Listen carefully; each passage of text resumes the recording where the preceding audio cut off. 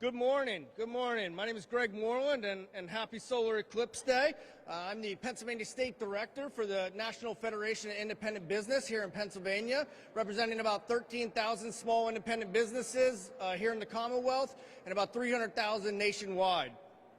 As we close out our Final Four brackets this evening and NFL teams prepare for the NFL draft later this month, competition and being competitive are certainly on their minds. But competition is also on the minds of our state legislators as well. As we gear up for budget season in Harrisburg, the National Federation of Independent Business wants to let everyone know that we agree with Governor Josh Shapiro in wanting to be competitive as hell with our neighboring states. This beautiful Commonwealth has so much to offer, and we want people to make Pennsylvania their homes. But to do that, we must be competitive in public policy as well. With me today are 5 of the greatest small business supporters to ever walk these hallowed halls. Each one of these senators has proposals that would drive the Commonwealth forward and eliminate obstructions to prosperity. From protecting entrepreneurs in bankruptcy filings to honoring our veterans with a veteran-owned business placard, these senators are here to say that Pennsylvania is open for business. You may see the boards on either side of the group behind me, which state, eliminate the Pennsylvania startup penalty. Here in PA, unfortunately, we do not allow businesses organized as LLCs, S-corps, and sole proprietorships to utilize their losses to offset their tax burden in their first couple of years in business. Additionally, Pennsylvania is an outlier for C-corps as they can't fully utilize their tax offset as nearly every other state allows. This results in the Pennsylvania startup penalty, thwarting entrepreneurship before many even get off the ground because many small businesses often lose money in their first couple of years. The National Federation of Independent Business is here today to highlight the efforts of the legislators with me and allow them to publicly speak on their issue as we call for consideration of their legislation. First up is Senator Kristin Phillips-Hill.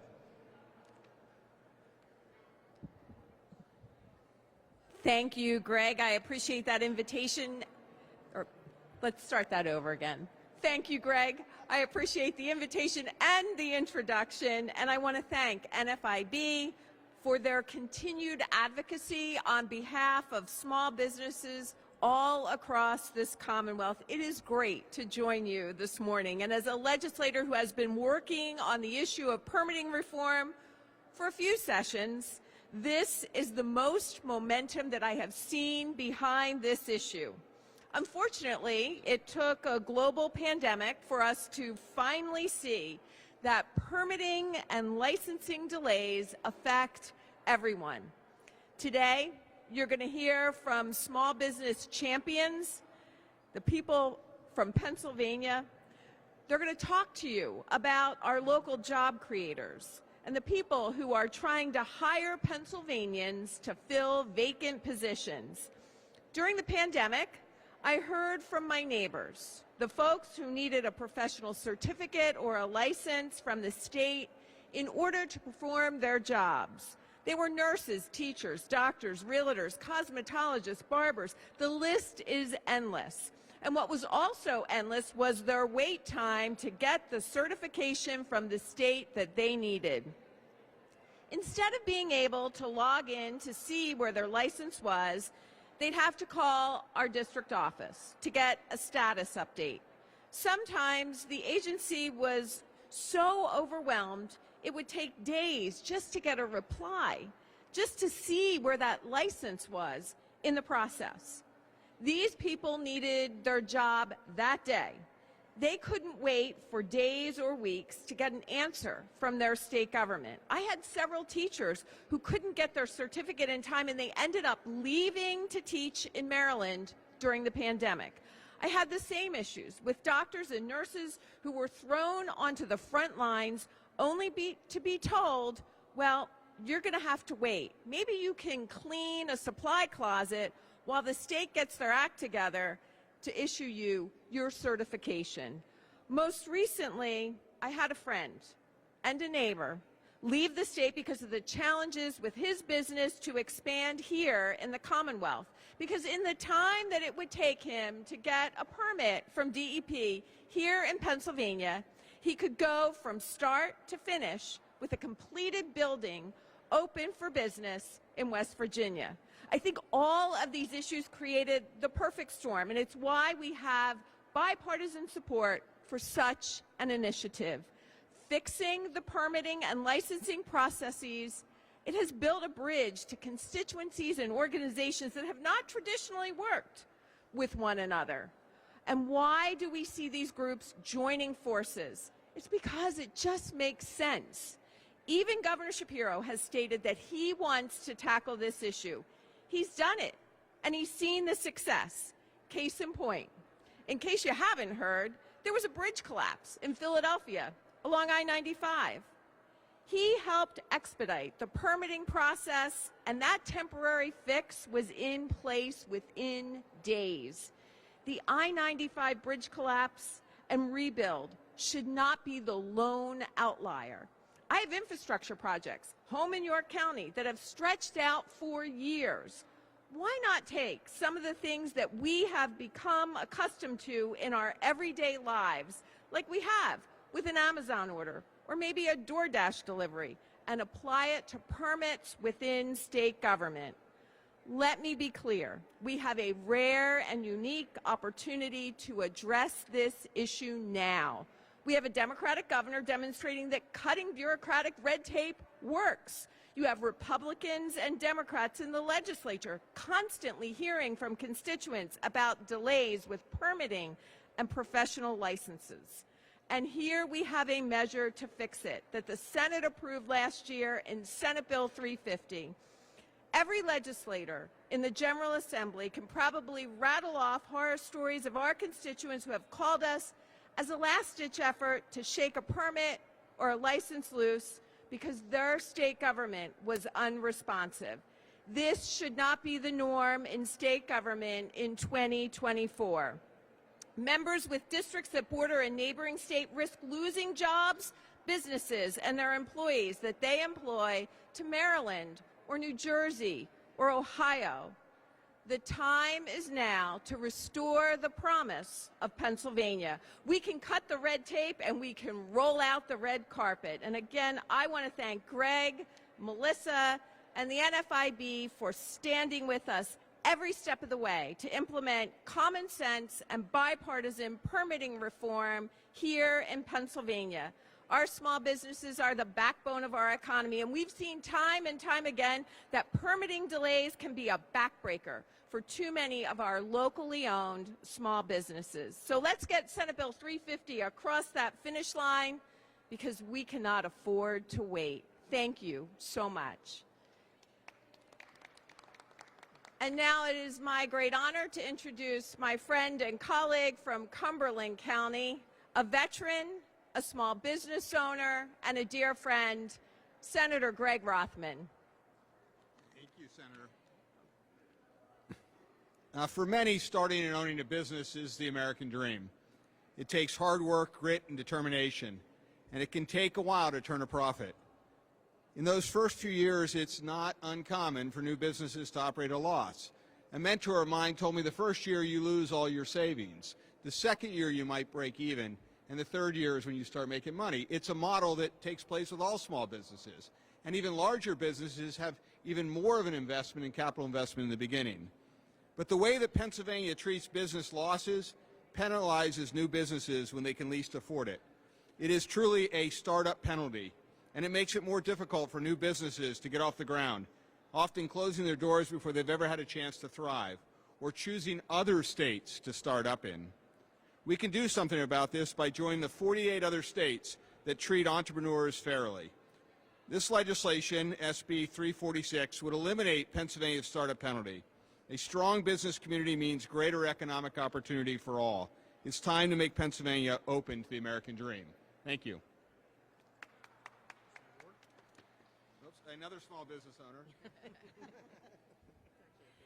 Hi there, and thank you all for being here today and for the chance to speak about the importance of helping small businesses across the Commonwealth. Small and independent businesses are a foundation of our economy and our communities, serving as places where we buy, socialize, and gather. Because of the massive importance they hold in our daily lives, we as a General Assembly must work to create a business climate that is friendly, supportive, and encourages them to thrive. This session, I was happy to reintroduce legislation, Senate Bill 662, that would help our Commonwealth small businesses by allowing them to use the net operating loss deduction, something that their larger competitors are already able to do. The option of using various tax strategies is critical to the success of a small business, since they do not have the same access to capital that the larger businesses do. The use of tax and accounting tools like the net operating loss deduction gives these small businesses greater control over their finances and creates parity between them and their large business competitors. In tough economic times, these tools are even more important and could be the difference between making it through or having to make the hard decision to close up shop. Our small businesses are the backbone of our economy, and they should be allowed the same tax advantages and tools as larger businesses. The small businesses in our communities need a government, laws, and regulations that work with them, not against them. I look forward to continuing to work with the sponsors of the other small business bills mentioned today and with all my colleagues in the House and Senate to make Pennsylvania open for business. Thank you.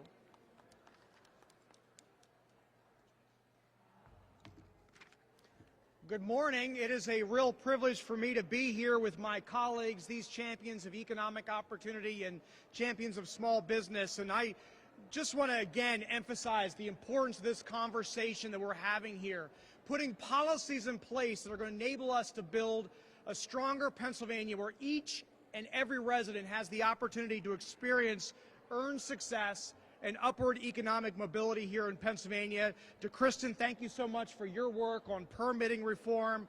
To Tracy, who I'll have the opportunity to introduce here in a moment, and certainly the work that Judy and Senator Rothman are doing on the Pennsylvania startup penalty, without question, a barrier to economic growth and economic opportunity here in Pennsylvania. And Greg, thank you so much for your leadership in the NFIB and being such an advocate, such a champion for our small business community here in Pennsylvania. As has been said, if we are to make Pennsylvania an attractive place to live, work, and to raise a family, then we need to prioritize pro-growth policies that make our Commonwealth more economically competitive. The legislation that I have sponsored to modernize Pennsylvania's exemption statute to provide fair protections for small businesses and encourage entrepreneurship in this Commonwealth is just a small piece of the overall effort to attract new industries, jobs, innovators to move here and stay here in Pennsylvania. Studies have clearly established that when starting a business, many entrepreneurs will in fact choose states where they're not risking the loss of their homes and other property if that business fails. States can provide this protection through exemption statutes which set forth different categories of property that may not be taken by judgment creditors or a bankruptcy trustee. The purpose of this protection is to provide modest support and stability to individuals, families, and business owners so when they are in financial crisis, they may retain certain items such as a home, car, or business equipment and still function as part of society and eventually re-enter the economic mainstream. Unfortunately, Pennsylvania's exemption statutes generally have not been updated since the mid-1800s and rank at the very bottom of most categories for state exemptions. Further, this Commonwealth's exemptions lag behind those of most of our neighboring states, making it unattractive to entrepreneurs and to investment. I strongly believe, we strongly believe, that passing pro-growth policies like the ones we're advocating for here today are the best way for our Commonwealth to compete for family-sustaining jobs and provide Pennsylvanians with a better quality of life. Offering appropriate protection for our businesses and those who wish to create jobs here in Pennsylvania will attract talent to invest in our state, expand our tax base, create vibrant communities, and position our Commonwealth to win in this rapidly evolving global economy. It's now my privilege to introduce my colleague and a champion for economic opportunity in small business, Senator Tracy Pennycuick. Thank you so much for inviting me to be here today, and thank you to all of my colleagues that work tirelessly to promote small business in Pennsylvania. Today we're making it very, very clear that there are common sense steps that we can take to make Pennsylvania's economic climate more business friendly, especially for our small businesses. The drivers of our economy, unfortunately, are so burdened down with an outdated tax code, strident regulation, and cumbersome permitting. Additionally, our small businesses shouldn't have to fear a frivolous lawsuit where the only objective is to coerce them from their money. Unfortunately, this practice is happening every day to Pennsylvania small business owners who, without warning, are slapped with a lawsuit alleging that their website is not ADA compliant. Bad actors know that a small business cannot afford the legal battle that comes out of a protracted court battle and will more than likely settle. They have the interest of complying with an ADA website requirement, but they often don't know that there is a requirement for this. They're business owners. They want to make sure that every customer has access to their product. This is why I introduced Senate Bill 1015.